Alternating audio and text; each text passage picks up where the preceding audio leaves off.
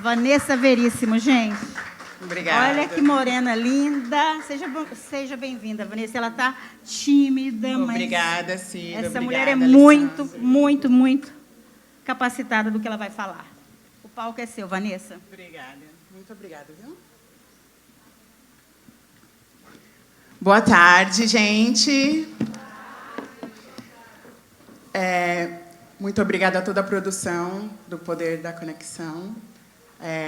Muito obrigada a todos vocês, a todos os palestrantes que já passaram por aqui. E vamos dar uma salva de palmas para essa galera que está aqui o dia inteiro hoje? Muito obrigada, viu? Então, muito bem. Para quem não sabe, meu nome é Vanessa Veríssimo. E quem é a Vanessa Veríssimo? A Vanessa Veríssimo, primeiramente, é filha de um Pai Celestial vivo, a menina dos olhos de Deus. E também eu sou mãe solo de 4 filhos, mas somente tenho um adolescente de 17 anos que mora comigo. Eu também sou advocate de vítimas de violência doméstica. Eu sou também conselheira de vítimas de violência doméstica e também sou uma sobrevivente de violência doméstica. Não só isso, eu também sou psicóloga especializada em violência contra a mulher, violência de gênero. E, além de tudo, eu sou uma pessoa que ama servir outras pessoas. Violência doméstica, o que sabemos? Na verdade, toda vez que a gente fala de violência doméstica, as pessoas pensam assim, é um abuso físico, né? Tá dando microfone. É um abuso físico. Não é somente o abuso físico. Violência doméstica é muito mais que isso, tá? Quem aqui conhece aquele ditado que diz assim, em briga de marido ou mulher, ninguém mete a colher? Levanta a mão, quem conhece esse ditado? Olha só quantas pessoas, olha o redor, quantas pessoas conhecem esse ditado. Mas esse ditado, ele é muito antigo e não condiz com a realidade de hoje. A gente tem que, sim, meter a colher, a gente tem que, sim, ajudar essa vítima. E o que a gente pode fazer com isso? A gente pode denunciar, a gente pode chamar a polícia, a gente pode retirar a vítima do local se isso for um caso seguro, tanto para você quanto para a vítima, tá? E também a gente pode auxiliar a vítima nos primeiros socorros. E outra coisa, seja um bom ouvinte. Às vezes as pessoas perguntam assim, violência doméstica é o namorado, é o marido, é o companheiro, seja quem for. Eu sei que o assunto violência doméstica é um assunto muito sensível, tá? Tanto que eu sempre falo, nas próprias escrituras diz que o nosso povo, ele padece, né? Perece por falta de conhecimento. E acontece muito isso, né? Eu sei que aqui também existe muitas pessoas que têm sensibilidade emocional em ouvir esse tema. Esse tema é um tema puxado, é um tema que não é agradável para todo mundo, mas que, infelizmente, é a realidade da vida. Entendeu? Porque, infelizmente, é o que acontece hoje em dia. E o que está acontecendo muito entre a nossa comunidade. E, às vezes, as pessoas falam, eu não vou me meter. Gente, vocês precisam se meter, sim. A realidade de hoje não é mais a comum antes. Entendeu? Essa coisa de não meter a colher, isso foi na época dos nossos tataravós, bisavós. E não condiz com a realidade de hoje. Nós estamos no século XXI. Isso não é certo. Agora, Vanessa, o que não falar para a vítima? Por favor, nessas horas, aquelas frases do tipo, eu te avisei, ou aquelas do tipo, você gosta de apanhar mesmo, já era para você ter terminado com ele, ou coisas desse nível, não é agradável. Nessa hora, a vítima precisa de que a pessoa a escute. Então, seja um bom ouvinte, porque humilhar a vítima com palavras e julgamentos, você só está fazendo o quê? Só está revitimizando ela. Então, gente, por gentileza, quando isso acontecer, e você tiver que ajudar algum, ouça a pessoa. O que é violência doméstica? Violência doméstica é um abuso que acontece no ambiente familiar.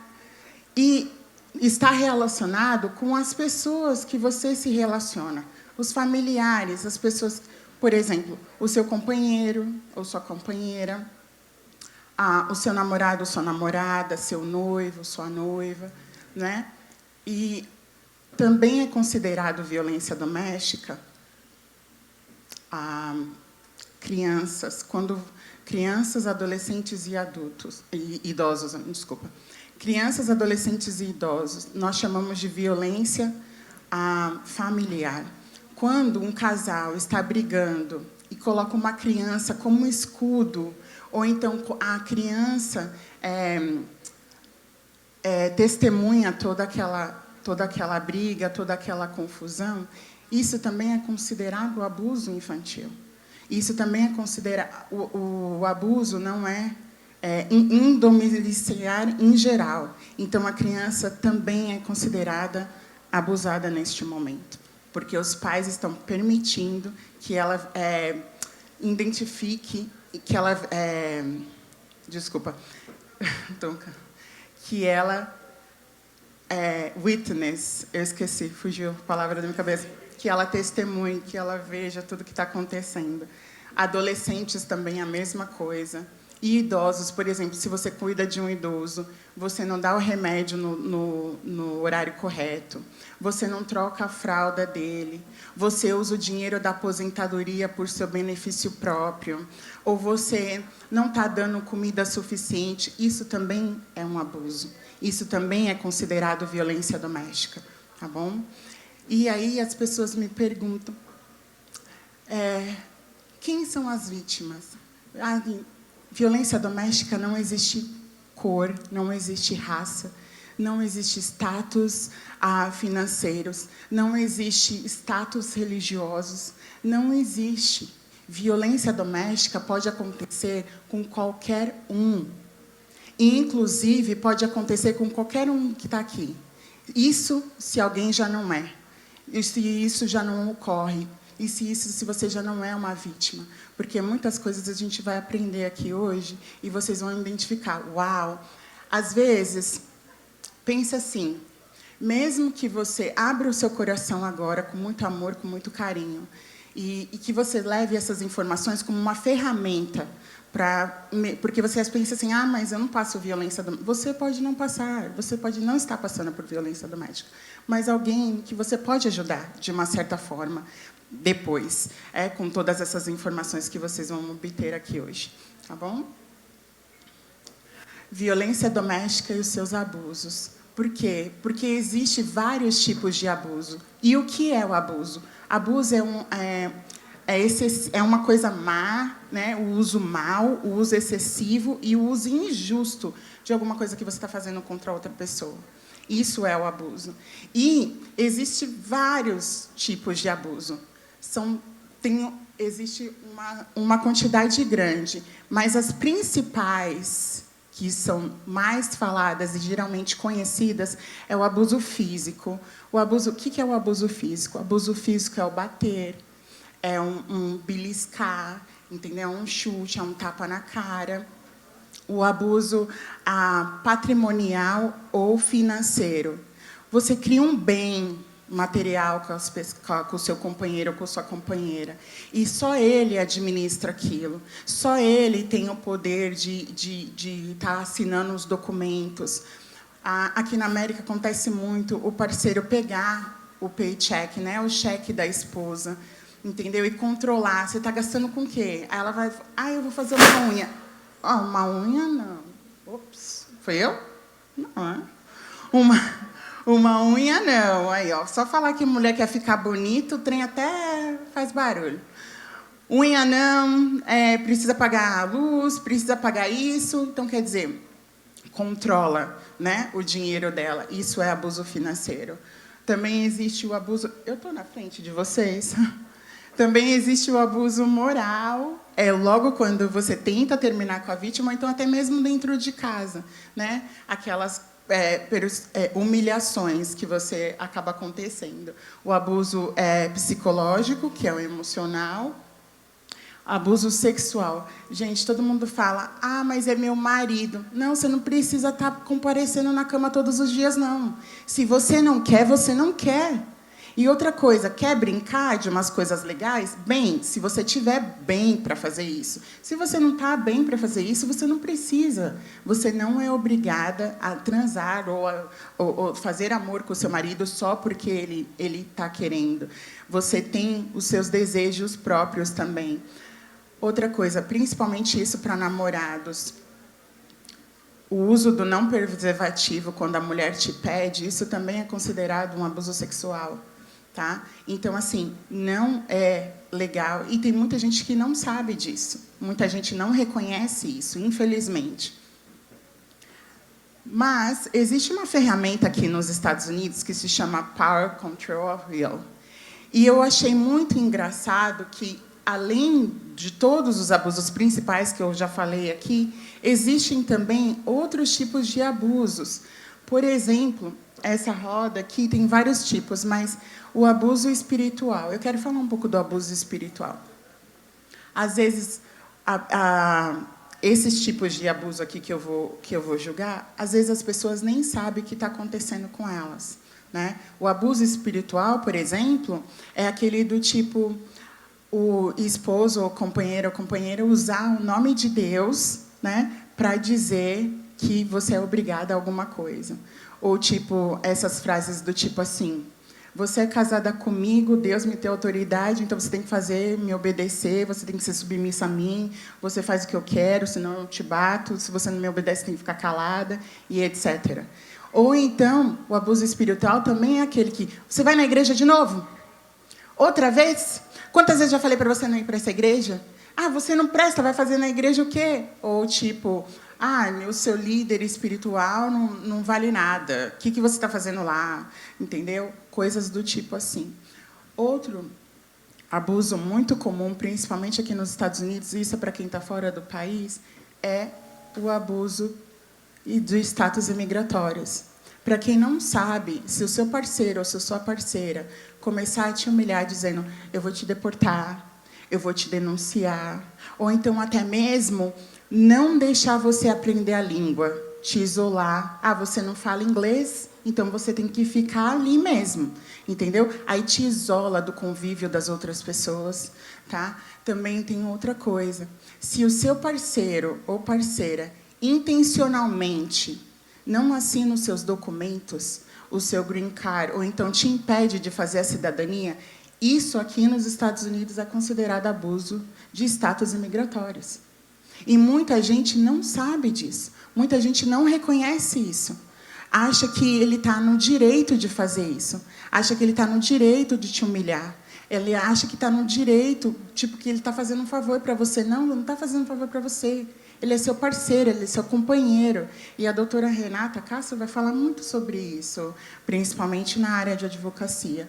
Porque existe a lei aqui que se chama Women's Act, e a gente tem direito. O abuso de intimidação tem várias categorias debaixo dela, mas essa daqui, que aconteceu comigo, que eu achei muito interessante, abuso de pet. Quem aqui imaginava que existia abuso de pet? Eu não imaginava isso. Quando o agressor humilha você e ainda bate no seu animal de estimação, ele está querendo te ferir, ele está querendo te desequilibrar emocionalmente, ele está querendo te deixar com dor, mesmo que não seja um abuso direto físico a você, mas foi no seu animal de estimação. Isso se chama abuso de pet. E isso acontece muito aqui. Prender o seu cachorro dentro do banheiro. Prender no basement. Dar chute. Falar, sai daqui, seu vira-lata. Uma coisa que é um carinho que você tem. Porque quem tem animal aqui sabe que eles são como filhos para a gente. Então, isso é abuso. Existe essas categorias que são consideradas e que muita gente aqui não conhece, infelizmente. Quem aqui lembra do DJ Ives? Aquele caso que aconteceu em fevereiro de 2021. Alguém aqui lembra? Exato.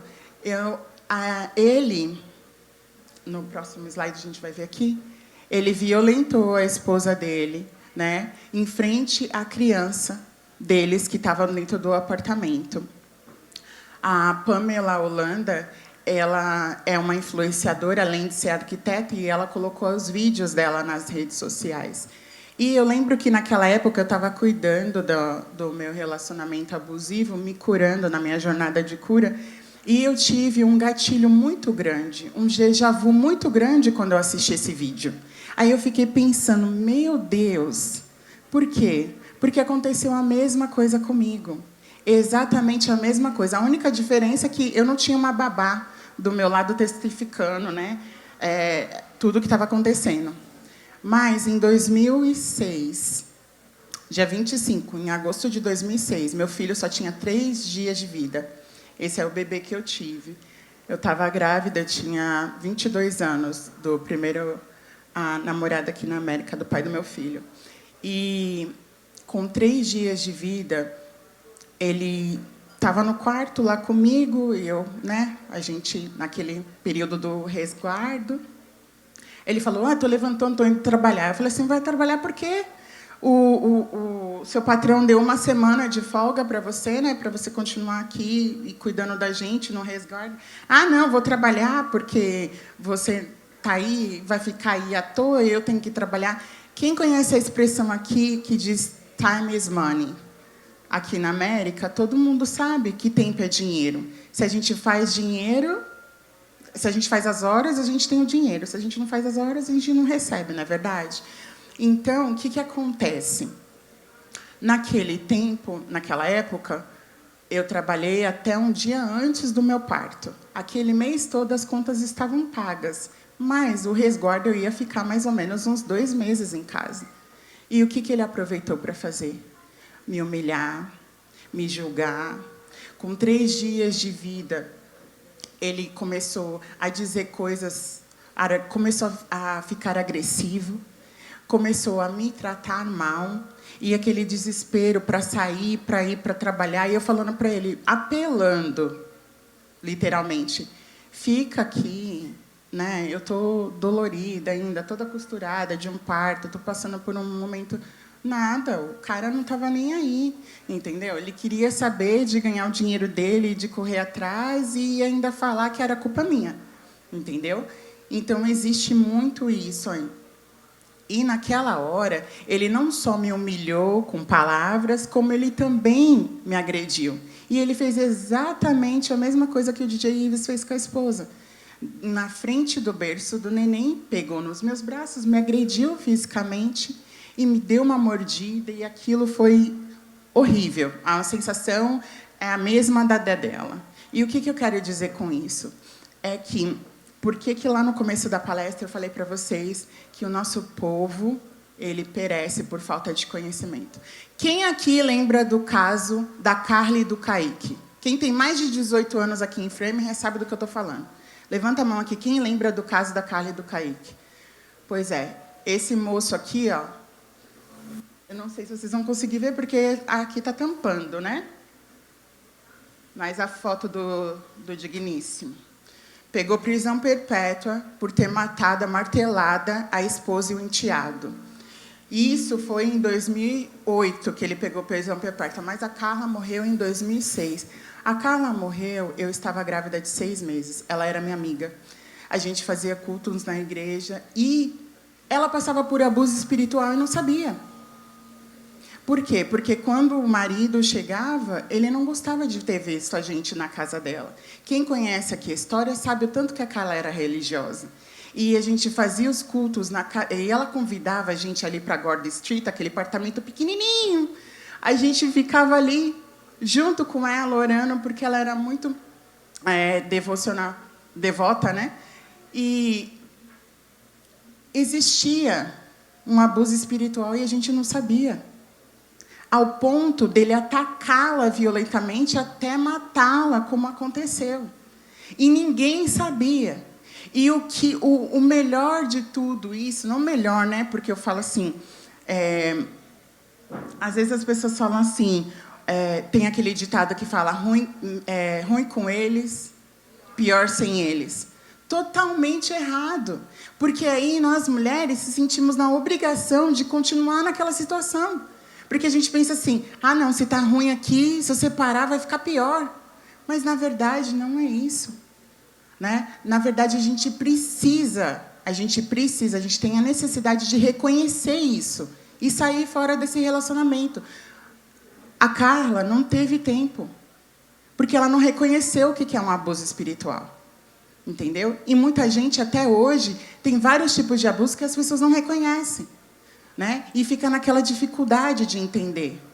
O que eu quero dizer com tudo isso é que, quando isso aconteceu, saiu as notícias nos jornais, foram em todos os jornais. E só aí que a comunidade brasileira abriu os olhos para poder passar informação para as outras mulheres. Porque quem é mulher aqui sabe, nós, mulheres imigrantes, nós ficamos focadas em ficar 24 horas limpando casa, cuidando de marido, e a gente não presta atenção nas notícias, a gente não presta atenção nas outras coisas. E isso é muito importante, ter informação. E foi assim que eu consegui informação, né? Pelos jornais. E nos jornais, eu pude perceber que eu estava passando por um ciclo de violência doméstica. E o que é o ciclo de violência doméstica? É simplesmente um padrão comportamental que acontece dentro da casa da gente o tempo todo, entendeu? E aquele ciclo, ele vai gerando essa violência crescente, e esse ciclo vai se repetindo e vai sendo agressivo, e ele tem 3 fases, que eu vou falar rapidinho aqui para vocês, que é a fase do aumento de tensão, que é aquilo que eu falei, ele começa a te humilhar, ele começa a te agredir verbalmente, né? E aí logo vem o ataque violento, que foi aquela que eu falei para vocês, eu mudei para cá para vocês verem o slide, que eu falei para vocês que ele pegou no meu braço, me deu uma mordida, né? E foi lá e me atacou. E quando isso aconteceu, pelo fato de eu saber das informações pelos jornais, o que a gente te via, o que nós mulheres devemos fazer quando acontece esse tipo de coisa, eu fui na corte pedir uma medida protetiva. Quando eu cheguei lá na corte, que o juiz leu a minha petição, ele riu. E, mais uma vez, eu me senti humilhada e revitimizada. Ele virou para mim e falou assim, você veio aqui só por causa de uma mordida? Eu falei assim, meu senhor, se com 3 dias de vida que eu acabei de fazer um parto, ele me mordeu, imagina o que ele vai fazer comigo depois, amanhã. Aí ele falou assim, eu vou te dar, mas só por 15 dias. Beleza, ele saiu de casa por 15 dias. Aí veio a fase 3, a lua de mel. Pedido de perdão, voltou para casa. Pediu perdão, disse que ia ser o melhor pai do mundo, fez um monte de promessas, disse que ia melhorar, que isso não era vida, né? Que a gente ia casar, que a gente ia ter sua família, filho. E aí, aceitei de volta. Por quê? Porque nós, mulheres, agimos pela emoção, pela necessidade, pela carência, dependência emocional, dependência financeira, né? Porque, na verdade, eu estava aqui sozinha, com um menino de 20 dias no colo, né? E aí, quando a gente volta, as pessoas ficam assim, voltou com ele, olha as frases, porque gosta de apanhar, voltou com ele porque é mulher de malandro. Nenhuma mulher gosta de apanhar. Não existe mulher que gosta de apanhar. Isso são ditados que vocês falam, que as pessoas falam, porque não sabem o ciclo da violência doméstica que acontece dentro de casa e o tanto que é difícil sair dela, entendeu? E quem aqui não conhece aquele ditado que fala assim, a esperança é a última que morre? Pois eu digo, será? A esperança dela nunca morre até ela morrer na mão dele. É essa frase que eu digo hoje em dia. Porque violência doméstica é um fenômeno que não é todo mundo que entende. Aqui tem algumas estatísticas, que eu gosto muito de usar estatísticas, não. De cada 5 mulheres, 1 é assassinada. Aqui, violência doméstica começa a partir antes dos 25 anos. Eu tinha 22 quando eu estava grávida. Aqui, 93,1% das mulheres apanham e acontece alguma coisa durante a gravidez. E eu estava grávida. Durante a gravidez, eu só tive abuso verbal e psicológico. Mas 3 dias depois que eu tive um menino, ele me bateu. Ele me atacou. 20 mil ligações são feitas aqui nos Estados Unidos pedindo ajuda. 47% de mulheres e 44% dos homens dizem que, de certa forma, sentiu ou passou por algum tipo de violência doméstica. O que isso quer dizer? Que homem também é vítima de violência doméstica, tá?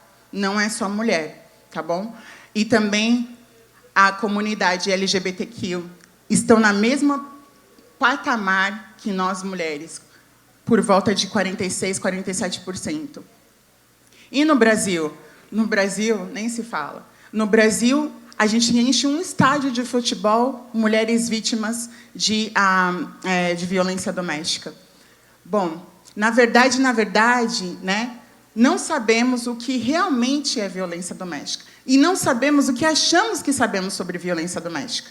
Né? Porque violência doméstica é um fenômeno muito complexo. É um tema muito difícil. Por quê? Por conta de todos esses ditados populares que eu falei para vocês. Imagina, é questão social, é questão patriarcal, é questão machista, são questões antigas da nossa sociedade, então, da nossa cultura. É muito difícil, mas acontece. E eu uso muito essa frase em João 3,11, para a minha vida.